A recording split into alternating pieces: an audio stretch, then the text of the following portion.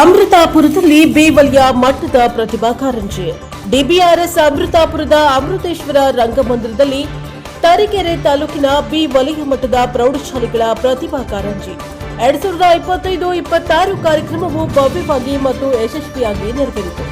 ಕರ್ನಾಟಕ ವಸತಿ ಶಿಕ್ಷಣ ಸಂಸ್ಥೆಗಳ ಸಂಘ ಬೆಂಗಳೂರು, ಸಮಾಜ ಕಲ್ಯಾಣ ಇಲಾಖೆ ಚಿಕ್ಕಮಗಳೂರು, ಶಾಲಾ ಶಿಕ್ಷಣ ಇಲಾಖೆ ಚಿಕ್ಕಮಗಳೂರು, ಕ್ಷೇತ್ರ ಶಿಕ್ಷಣಾಧಿಕಾರಿಗಳ ಕಚೇರಿ ಹಾಗೂ ಕ್ಷೇತ್ರ ಸಮನ್ವಯಾಧಿಕಾರಿ ಕಚೇರಿ ತರೀಕೆರೆ, ಸಮೂಹ ಸಂಪನ್ಮೂಲ ಕೇಂದ್ರ ಹಾದಿಕೆರೆ, ಕೋರನಹಳ್ಳಿ ಗ್ರಾಮ ಪಂಚಾಯಿತಿ ಹಾಗೂ ಡಾಕ್ಟರ್ ಬಿಆರ್ ಅಂಬೇಡ್ಕರ್ ಬಾಲಕಿಯರ ವಸತಿ ಶಾಲೆ ಬೆಟ್ಟ ತಾವರೆಕೆರೆ ಇವರ ಸಂಯುಕ್ತಾಶ್ರಯದಲ್ಲಿ ಕಾರ್ಯಕ್ರಮ ಆಯೋಜಿಸಲಾಗಿತ್ತು.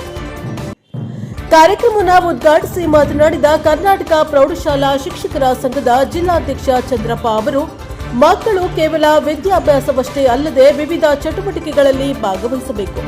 ಸೋಲು ಗೆಲುವು ಸಾಮಾನ್ಯ, ಆದರೆ ಅವಕಾಶ ಪಡೆದು ವೇದಿಕೆಯಲ್ಲಿ ನಿಲ್ಲುವುದು ಮುಖ್ಯ ಎಂದು ಹೇಳಿದ್ದಾರೆ. ಅಧ್ಯಕ್ಷತೆ ವಹಿಸಿದ ಶ್ರೀಮತಿ ಸುವರ್ಣ ಅನಂತ ನಾಯ್ಕ, ಪ್ರತಿಭಾ ಕಾರಂಜಿ ನಮ್ಮ ಚಿಕ್ಕಮಗಳೂರು ಜಿಲ್ಲೆಯ ಎನ್ಆರ್ಪುರದಿಂದ ಪ್ರಥಮವಾಗಿ ಪ್ರಾರಂಭವಾಗಿ ಇಂದು ರಾಜ್ಯಾದ್ಯಂತ ನಡೆಯುತ್ತಿರುವುದು ಹೆಮ್ಮೆಯ ವಿಷಯ. ಮಕ್ಕಳು ಸಾಮಾಜಿಕ, ರಾಜಕೀಯ, ನೃತ್ಯ, ಕವಾಲಿ, ಕ್ರೀಡೆ ಮತ್ತು ವಿವಿಧ ಕ್ಷೇತ್ರಗಳಲ್ಲಿ ತಮ್ಮ ಪ್ರತಿಭೆಯನ್ನ ತೋರಿಸಬೇಕು ಎಂದರು. ಕಾರ್ಯಕ್ರಮದಲ್ಲಿ ಶಿಕ್ಷಕರ ಸಂಘದ ತಾಲೂಕು ಅಧ್ಯಕ್ಷ ಗುರುಮೂರ್ತಿ, ಗೌರವಾಧ್ಯಕ್ಷ ಷಣ್ಮುಖಪ್ಪ, ಕೋರೇನಹಳ್ಳಿ ಗ್ರಾಮ ಪಂಚಾಯಿತಿ ಉಪಾಧ್ಯಕ್ಷ ಮಂಜು ನಾಯಕ್, ಸಿಆರ್ಪಿಗಳಾದ ಚಂದ್ರಶೇಖರ್ ಮತ್ತು ಕಮಲಾ, ತೀರ್ಪುಗಾರರಾದ ಭವ್ಯ ಭೋಸ್ಲೆ ಹಾಗೂ ಅನೇಕ ಗಣ್ಯರು ಉಪಸ್ಥಿತರಿದ್ದರು. ಶಿಕ್ಷಕರಾದ ಪ್ರೇಮ, ಅರ್ಪಿತಾ, ಭಾನು, ಕವಿತಾ, ಶೀತಲ್, ಜಗದೀಶ್ ಕುಮಾರ್, ನಾಗರಾಜ್, ರಾಘವೇಂದ್ರ, ಪಿಎಂ ಜಗದೀಶ್, ಎಸ್ಟಿಎ ಲಕ್ಷ್ಮಣ್, ಹೊರಗುತ್ತಿಗೆ ನೌಕರರಾದ ಶಶಿಕುಮಾರ್, ರಾಜಶೇಖರ್, ನಾಗರತ್ನಮ್ಮ, ನೇತ್ರಮ್ಮ, ನಾಗಮ್ಮ, ಲತಾ ಮುಂತಾದವರು ಕಾರ್ಯಕ್ರಮ ಯಶಸ್ವಿಗೆ ಕೈಜೋಡಿಸಿದ್ದಾರೆ.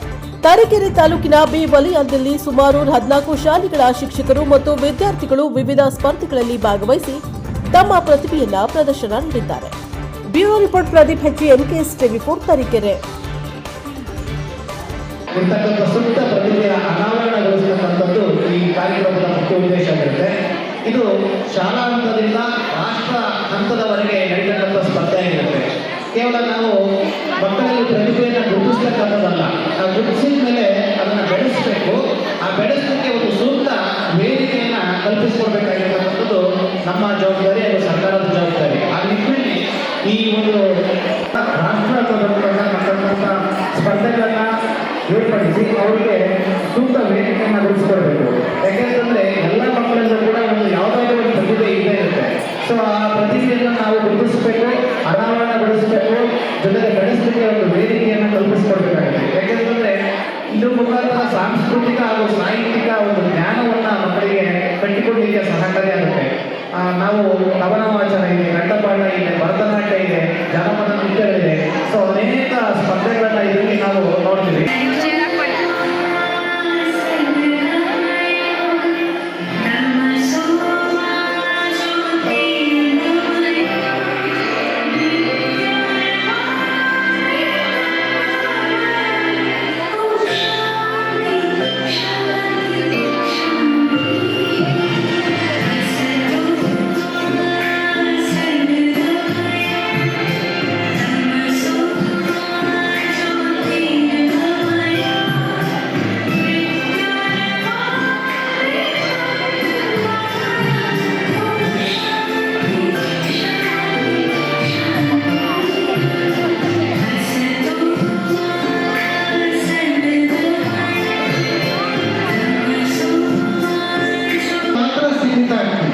ಹಾಗಾಗಿ ಮಕ್ಕಳಲ್ಲಿರ್ತಕ್ಕಂಥ ಪ್ರತಿಭೆಯನ್ನು ಅನಾವರಣಗೊಳಿಸಲಿಕ್ಕೆ, ಅದರ ಹೊರಗೆ ತೆಗೆಯಲಿಕ್ಕೆ ಬೇರೆ ಬೇರೆ ರೀತಿಯ ಕಾರ್ಯಕ್ರಮಗಳನ್ನು ಪ್ರತಿ ವರ್ಷ ಇಲಾಖೆ ವತಿಯಿಂದ ನಡೆಸ್ತಾ ಬರ್ತೀವಿ. ಅದರಲ್ಲಿ ಅತಿ ಮುಖ್ಯವಾಗಿರ್ತಕ್ಕಂಥ ಕಾರ್ಯಕ್ರಮ ಪ್ರತಿಭಾ ಕಾರಂಜಿ. ಈಗಾಗಲೇ ಚಂದ್ರಶೇಖರ್ ಸರ್ ಹೇಳಿದರು, ಈ ಕಾರ್ಯಕ್ರಮ ಹುಟ್ಟಿದ್ದು ನರಸಿಂಹರಾಜಪುರದಲ್ಲಿ. ಅಲ್ಲಿಂದ ನೋಡಿ, ಒಂದು ಚಿಕ್ಕಮಗಳೂರು ಜಿಲ್ಲೆ ಇರ್ತಕ್ಕಂಥದ್ದು ಅನೇಕ ವಿಷಯಗಳಲ್ಲಿ ಇಡೀ ರಾಜ್ಯಕ್ಕೆ ಮಾದರಿಯಾಗಿದೆ. ಅದೇ ರೀತಿಯಾಗಿ ಮಕ್ಕಳೇ ನೀವು ಕೂಡ ಅಷ್ಟೇ ಮುಂದಿನ ಹಂತ ಇದೆ. ಅದನ್ನು ಕೂಡ ಹೈಸ್ಕೂಲ್ ಓದೋರಿಗೆ ಕಲೋತ್ಸವ ಅಂತಕ್ಕಂಥ ಒಂದು ಕಾರ್ಯಕ್ರಮ ಇದೆ. ಆ ಕಲೋತ್ಸವ ಕಾರ್ಯಕ್ರಮದ ಮೂಲಕ ನೀವು ರಾಷ್ಟ್ರ ಮಟ್ಟದಲ್ಲಿ ನಿಮ್ಮ ಸಾಂಸ್ಕೃತಿಕತೆಯನ್ನು ಬೆಳೆಸಲಿಕ್ಕೆ ಒಂದು ಉತ್ತಮವಾದ ವೇದಿಕೆ. ಇಲ್ಲಿರ್ತಕ್ಕಂಥ ಕವಾಲಿ ಇರ್ಬೋದು, ಗಜಲ್ ಇರ್ಬೋದು, ಧಾರ್ಮಿಕ ಪಠಣಗಳಿರ್ಬೋದು, ನಿಮ್ಮಲ್ಲಿರ್ತಕ್ಕಂಥ ಭಾಷಣ ಇರ್ಬೋದು. ಮಕ್ಕಳು ಹೇಳ್ತೀರ, ಮುಂದಿನ ಮಕ್ಕಳೇ ಮುಂದಿನ ಪ್ರಜೆಗಳು, ಜೊತೆಗೆ ನಾಯಕರು ಕೂಡ ಆಗಿರ್ತೀರ. ಇಲ್ಲಿ ಎಷ್ಟೋ ಅಂದರೆ ಎಲ್ಲರೂ ಸುಮ್ಮನೆ ಕೂಡ್ತೀರಾ ಮುಖ್ಯ ಅಲ್ಲ. ಇವತ್ತಿನ ಕಾಲಘಟ್ಟದಲ್ಲಿ ವಿದ್ಯಾಭ್ಯಾಸಕ್ಕಿಂತ ಚತುರತೆ, ಬುದ್ಧಿ ಮತ್ತೆ ಪ್ರತಿಭಾ ಕಾರಂಜಿ ಆಮೇಲೆ ಕ್ರೀಡಾಕೂಟದಲ್ಲಿ ಭಾಗವಹಿಸಿ ಅವರು ಮನ್ನಣೆಯನ್ನು ಪಡ್ಕೊಂಡಿರ್ತಾರೆ. ಅಂಥದ್ದು ಸಹ ಇವತ್ತು ಗುರುತಿಸ್ತಕ್ಕಂಥ ಕಾರ್ಯಕ್ರಮ ಸರ್ಕಾರದ ಮಟ್ಟದಲ್ಲಿ ಹಾಗೂ ಶಾಲೆಗಳ ಮಟ್ಟದಲ್ಲಿ ಎಲ್ಲ ರೀತಿಯಲ್ಲೂ ನಡೀತಾ ಇದೆ. ನಾನು ಈ ಶಾಲೆಗೆ ಬಂದಾಗ ಮೊದಲನೇ ದಿವಸ ನಾನು ಈ ಶಾಲೆಗೆ ಬಂದಾಗ ನಮ್ಮ ಪ್ರಿನ್ಸಿಪಾಲ್ ಮೇಡಮ್ ಹೇಳಿದರು, ಶಾಲೆಯ ಅಭಿವೃದ್ಧಿ ಸ್ವಲ್ಪ ಕಡಿಮೆ ಆಗಿದೆ ಅಂತ ಹೇಳಿ ಹೇಳಿದರು. ನಾನು ನಮ್ಮ ಗ್ರಾಮ ಪಂಚಾಯತ್ ವತಿಯಿಂದ ನಾನು ಬಂದೇನು ಈಗ ಸುಮ್ಮನೆ ಭಾಷಣಕ್ಕೆ ಸೀಮಿತ ಆಗಬಾರ್ದು ಅಂತೇಳಿ ನೇರವಾಗಿ ಹೇಳೋಕ್ಕೆ ಇಷ್ಟಪಡ್ತೇನೆ. 10 ಲಕ್ಷದ ನೆರೆಯ 10 ಲಕ್ಷದ ಕಾರ್ಯಕ್ರಮಗಳನ್ನು ಕೊಡಲಿಕ್ಕೆ ನಾವು ತೀರ್ಮಾನ ಮಾಡಿದ್ದೇವೆ. ಗ್ರಾಮ ಪಂಚಾಯತಿಗೆ ಆಕಾಂಕ್ಷ ಇದೆ. ಯಾಕಂದರೆ ಇದು ನಮ್ಮ ಗ್ರಾಮ ಪಂಚಾಯತಿ ವ್ಯಾಪ್ತಿಯಲ್ಲಿ ಇರ್ತಕ್ಕಂಥ ಎಲ್ಲ ನಾವು ಭಾಗ್ಯ. ಎಲ್ಲ ಗ್ರಾಮ ಪಂಚಾಯತಿಗಳು ಗ್ರಾಮ ಪಂಚಾಯತಿಗಳು ಇಂಥ ಸೌಲಭ್ಯ ಇರೋದಿಲ್ಲ. ನಮ್ಮ ಗ್ರಾಮ ಪಂಚಾಯತಿ ಇದೆ, ಹಾಗಾಗಿ ಇದು ನಮ್ಮ ಭಾಗ್ಯ ಅಂತ ಹೇಳಲಿಕ್ಕೆ ಬರೀತಾರೆ. ಹಾಗಾಗಿ ಇಂಥ ದೊಡ್ಡ ಮಟ್ಟದ ಒಂದು ವಸತಿ ಶಾಲೆ ಇರೋದ್ರಿಂದ 10 ಲಕ್ಷದ ಒಂದು ಅನುದಾನವನ್ನು ಕೊಟ್ಟು ಈಗ ನಮ್ಮ ಪ್ರಿನ್ಸಿಪಾಲ್ ಮೇಡಮ್ ಹೇಳಿದಂಗೆ ಈಗ ಕುತ್ಕೊಳ್ಳೋಕ್ಕೆ ಕುರ್ಚಿಗಳಾಗಿರ್ಬೋದು, ಪಾರ್ಕ್ ಆಗಿರ್ಬೋದು, ಅದನ್ನು ನಾವು ಇನ್ನೊಂದು 4-5 ತಿಂಗಳಾಗಿದೆ 100 ಆಗುತ್ತೆ. ಆಕ್ಷನ್ ಪ್ಲಾನ್ ಹೇಳಿದೆ, ನೀವು ನೋಡ್ಬೋದು. ಮೊನ್ನೆ ಆಕ್ಷನ್ ಪ್ಲಾನ್ ಮಾಡಿದ್ದೀವಿ. ಅದ್ರ ಬಗ್ಗೆ ಏನು ಕೇವಲ ಪುಸ್ತಕ ಅಷ್ಟೇ ಅಲ್ಲ, ಜೊತೆಗೆ ಸರ್ವತೋಮುಖ ಬೆಳವಣಿಗೆ, ವಿದ್ಯಾರ್ಥಿಯ ಸರ್ವತೋಮುಖ ಬೆಳವಣಿಗೆನೇ ಶಿಕ್ಷಣ ಅಂತೇಳಿ.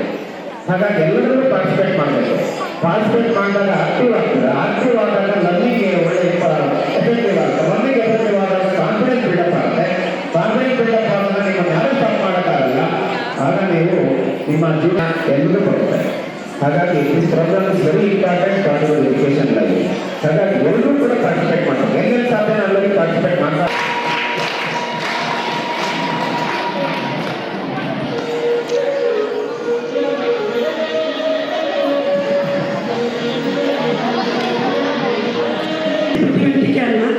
ಕಲೆ, ಕ್ರೀಡೆ ಪ್ರತಿಯೊಂದು ಕೂಡ ಅದು ಬುದ್ಧಿವಂತಿಕೆಯನ್ನು ಕಲ್ತ್ಕೊಂಡು ಬಂದಿರೋದು.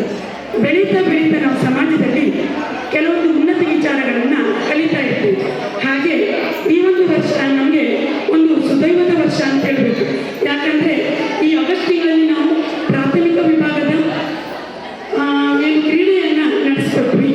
ಈ ಸಲ ಪ್ರೌಢಶಾಲಾ ವಿಭಾಗದ ಪ್ರತಿಭಾ ಕಾರಂಜಿಯನ್ನು ನಡೆಸ್ಕೊಡ್ತಾ ಇದ್ದೀವಿ.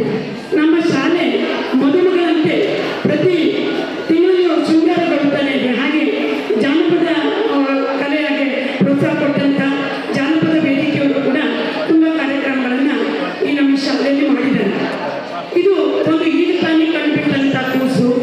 ಆ ಕೂಸಿಗೆ ನಾವು ಉತ್ತಮವಾದ ನೆಲೆಯನ್ನು ಕಲ್ಪಿಸಿ ಇದನ್ನು ಬೆಳೆಸಿ ಸಮಾಜಕ್ಕೆ ಒಂದು ಉತ್ತಮ ನಾಗರಿಕರನ್ನು ಕೊಡಬೇಕು ಅನ್ನುವಂಥದ್ದು ನಮ್ಮಲ್ಲಿರುವ ಶಿಕ್ಷಕರದು ಹಾಗೂ ನನ್ನ ಒಂದು ಕೂಡ ಆಸೆ. ಏನಂತಂದರೆ ಯಾರಿಗೂ ಕೂಡ ಕಷ್ಟ ಕಲಿತಂಥ ನಾವುಗಳು ಬೇರೆಯವರಿಗೆ, ಮೂಢರಿಗೆ, ಅಜ್ಞಾನವಂತರಿಗೆ ಆ ವಿಚಾರವನ್ನು ತಿಳಿಸ್ತಿಲ್ಲ ಅಂತಂದರೆ ನಮ್ಮ ವಿದ್ಯೆ ನಿಷ್ಪ್ರಯೋಜಕವಾಗ್ತದೆ ಅಂತ ಹೇಳ್ತಾರೆ. ಕಲಿತಂಥ ವ್ಯಕ್ತಿಗಳು ಪ್ರತಿಯೊಂದು ಸಮಾಜದ ಕಣ್ಣು. ಅವರು ಸಮಾಜವನ್ನು ತಿದ್ದಬೇಕೇ ಬಿಟ್ಟರೆ ಸಮಾಜವನ್ನು ತಲ್ಲಿರುವಂಥ ಅಂಕುಡೊಂಕುಗಳನ್ನು ಸರಿಪಡಿಸಬೇಕು. ಹಾಗಾಗಿ ಅಂಥ ಒಂದು ಕಾರ್ಯವನ್ನು ಮಾಡುವಂಥ ಒಂದು ಜವಾಬ್ದಾರಿ ನಮ್ಮಲ್ಲಿದೆ. ನಮ್ಮಲ್ಲಿ 250 ಹೆಣ್ಮಕ್ಳು ಓದ್ತಾ ಇರುವಂಥ ಶಾಲೆ. ಈ ಒಂದು ಶಾಲೆಯಲ್ಲಿ ಓದ್ತಾ ಇರೋ 250 ಹೆಣ್ಮಕ್ಳಿಗೆ ಸಂಸ್ಕಾರ ಕೊಡುವಂಥ ಒಂದು ಭಾಗ್ಯ ನಮ್ಮ ಪಾಲಿಗೆ ಸಿಕ್ಕಿದೆ. ಹಾಗಾಗಿ ಆ ಮಕ್ಕಳಲ್ಲಿ ಸಂಸ್ಕಾರವನ್ನು ಕೊಡ್ತಾ ಇವ ನಾರವ ಎನ್ನದಿರಯ್ಯ, ಇವ ನಮ್ಮವನೆಂದೆನಿಸಿರಯ್ಯ, ಇವ ನಮ್ಮ ಮನೆಯ ಮಕ್ಕಳೆಂದೆನಿಸಿರಯ್ಯ ಎನ್ನುವಂಥ ನುಡಿ. ಇದನ್ನು ಯಾಕೆ ಹೇಳ್ತಿದ್ದೀನಿ ಅಂದರೆ ಪ್ರತಿಭಾ ಕಾರಂಜಿಗೆ ನಿರ್ಣಾಯಕರಾಗಿ ಬಂದಿರುವಂಥವರು ಯಾರೂ ಕೂಡ ಇವರು ನಮ್ಮ ಶಾಲೆಯವರಲ್ಲ, ಅವರು ಬೇರೆ ಶಾಲೆಯವರು, ಈ ಥರ ಒಂದು ಮನೋಭಾವನ ತಿಳಿಯದೆ ನಮ್ಮ ತಾಲೂಕಿನಿಂದ ಉತ್ತಮ ಪ್ರತಿಭೆ ಜಿಲ್ಲಾ ಮಟ್ಟಕ್ಕೆ ಆಯ್ಕೆ ಆಗಬೇಕು. ಎಂಥ ಪ್ರತಿಭೆಯನ್ನು ಕಳಿಸಿದ್ದಾರೆ ಅನ್ನೋದು ಬೇಡ. ಅವರು ಯಾರಾಗಲಿ ಇಲ್ಲಿ ನಡೆದಂಥ ಎಲ್ಲ ಮಕ್ಕಳು ಕೂಡ ನಮ್ಮ ಮಕ್ಕಳು. ಯಾಕಂದರೆ ಶಿಕ್ಷಕರು ಸ್ಥಾವರವಲ್ಲ, ಜಂಗಮನವರು. ಒಂದು ಕಡೆಯಿಂದ ಒಂದು ಕಡೆ ಸ್ಥಿರವಾಗಿ ನಿಲ್ಲಿಸುವಂಥದ್ದಲ್ಲ. ಒಂದು ಕಡೆಯಿಂದ ಇನ್ನೊಂದು ಕಡೆಗೆ ಹೋಗ್ತಾ ಇರ್ತಾರೆ. ಆ ಮಕ್ಕಳು ನಮ್ಮ ಮಕ್ಕಳೇ, ಇಲ್ಲಿ ಬಿಟ್ಟುವುದಂಥ ಮಕ್ಕಳು ನಮ್ಮ ಮಕ್ಕಳೇ. ಹಾಗಾಗಿ ಶಿಕ್ಷಕರ ಮೇಲೆ ದೊಡ್ಡ ಜವಾಬ್ದಾರಿ ಇದೆ. ಸಮಾಜದ ಅಂಕುಡೊಂಕು